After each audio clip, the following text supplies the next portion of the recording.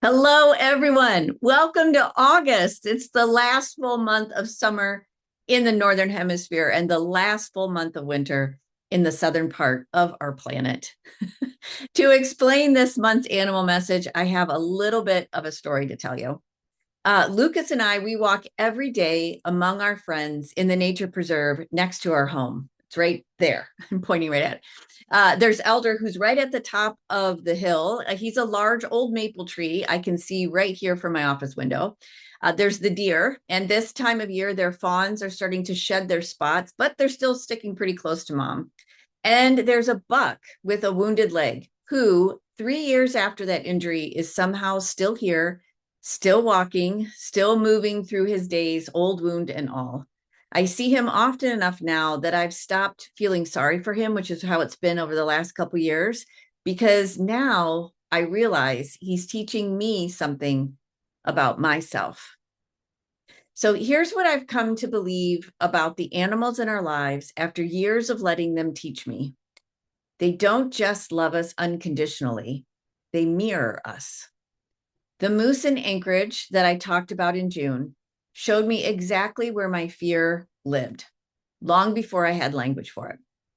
Lucas showed me the same fear and then broke my leg precisely when I needed a wound loud enough to finally move. Every animal in my own healing journey has done this. They've shown me something true, something usually uncomfortable about exactly where I was wounded. And the buck, he's doing the same thing. This time, however, I want to actually show you what he's showing me, not just to tell you that a mirror, in fact, exists. So, for a long time, I carried a belief that lived underneath pretty much everything I did. It was planted long ago when I was a kid, and it's called Nobody Gives a Damn. I won't pretend that that belief is gone because it isn't. It is an old injury and it can still get activated in a moment of silence after I share something vulnerable, or if I have a sense that what I have to say doesn't actually land anywhere. And when it gets activated, I still limp. But here's what's different now. I have a new mantra I'm growing into slowly, layer by layer, and that is people do give a damn, and I have something to share.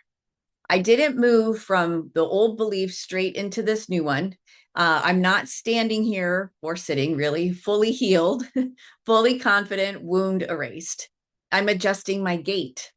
I'm finding through this same wound a new layer to look at again and again, the way a spiral keeps returning to the same ground at a deeper level each time.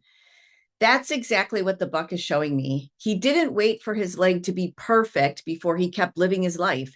He adjusted how he walked. And 3 years later, he's still here. He's still moving, not because the wound disappeared, but because he learned to carry it without it stopping him. And indeed, he's actually going to have the largest rack of antlers of all the bucks. I'm looking out there of all the bucks in the preserve this year. It's really, really cool. And I'm so proud of him. And I know that that is a mirror for where I can go to, where we can all go, right? So I want to be honest with you, though, about something, because I think it matters more than anything else I could say this month.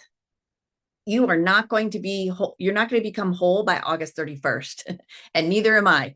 This is not a quick fix, and it was never going to be. What I believe is something different. Each layer we heal, each time we let an animal show us a wound and we have the courage to actually look at it with their support and unconditional love, we get a little more whole, not finished, not perfect, a little more integrated than we were before. And here's the part I didn't expect when I started this work. Understanding that this is the process, slow, spiraling, layer after layer, it can actually bring more joy, more engagement, more connection, not despite the wound still being there, because you're no longer waiting for the wound to disappear before you let yourself live and connect and love.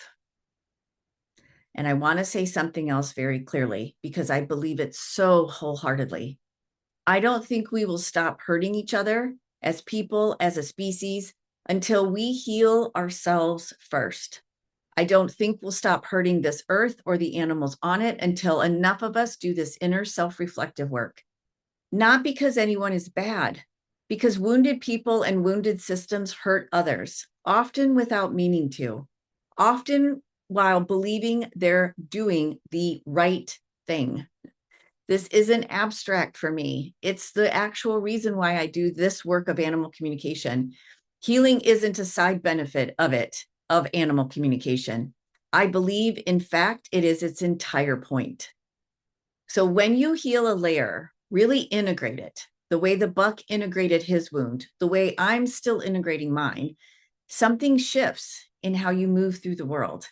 You carry a little less reactivity, a little less old pain looking for somewhere to land. Wholeness ripples. That's how individual healing becomes collective healing. That's how loving one animal deeply enough to let them show you your own wounds eventually becomes a part of healing the relationship between humanity and this earth. It starts small. It starts with a buck on a trail. It starts with a woman finally saying out loud, I still believe sometimes that nobody gives a damn. And I'm learning one day at a time that people actually do. This is August. This is Connect to Wholeness. All year, we've been building something together. We've connected to ourselves and sat with tenderness and grief. There, we found steady trust and came home to our bodies, letting enduring love move through us. We learned to trust our own embodied knowing, and we widened that knowing into community. And now we go to the root of all of it. Not perfection, integration. One layer at a time for the rest of our lives.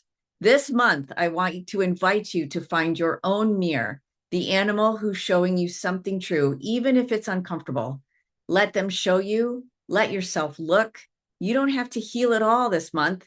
You just have to look. So trust the animals, trust the mirror, trust that this slow spiraling work matters more than you know.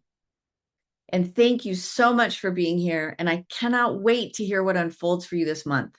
And just a note, you can do this work with your own animal companion, the wild animals who show up for you, and of course, your beloved friend across the rainbow bridge.